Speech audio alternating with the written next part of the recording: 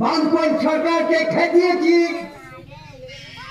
আবার আমি এই তৃণমূলকে খেদিয়ে ছাড়বো এই কোটেই ভাঙ্গ গ্রাম থেকে। এটা আমার অঙ্গীকারবদ্ধ।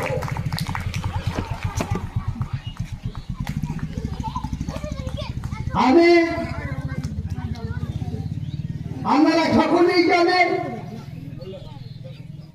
যে আজকে পরিবর্তন সভা, এই পরিবর্তন সভার মানে কি?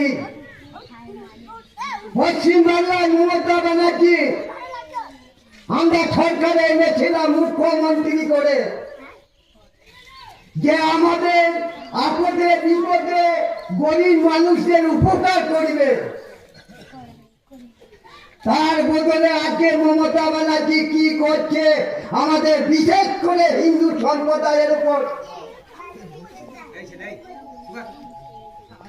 আপনারা জানেন যে পশ্চিমবাংলার মুর্শিদাবাদে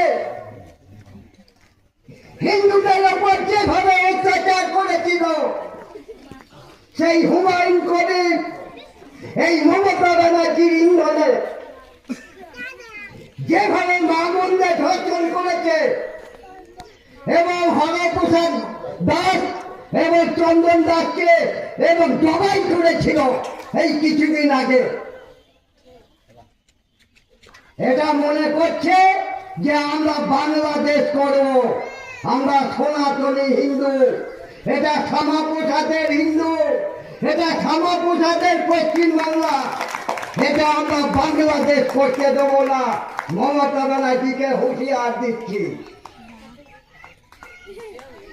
হিন্দু জেগেছে, হিন্দুদের দেব দেবতা পুজো বন্ধ করবে।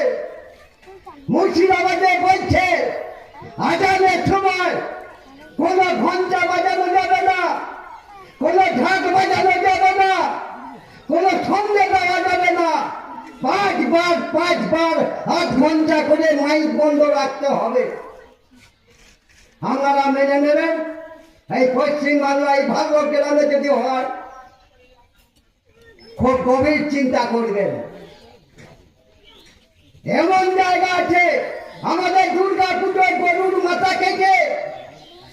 গরুর মাথা কেটে আমাদের মন্দিরের সামনে ফেলেছে, কালী মন্দিরের মাথা ভেঙে নিয়ে এই হারবার বাহিনী, এই লুঙ্গি বাহিনী দিয়ে, এই বাংলাদেশি মুসলমানদের দিয়ে আর রোহিঙ্গাদের দিয়ে আমাদের কালী মন্দিরের মূর্তিকে যে পুলিশ ভ্যানে তুলে নিয়ে চলে গেছে, এটা আমাদের পশ্চিমবঙ্গ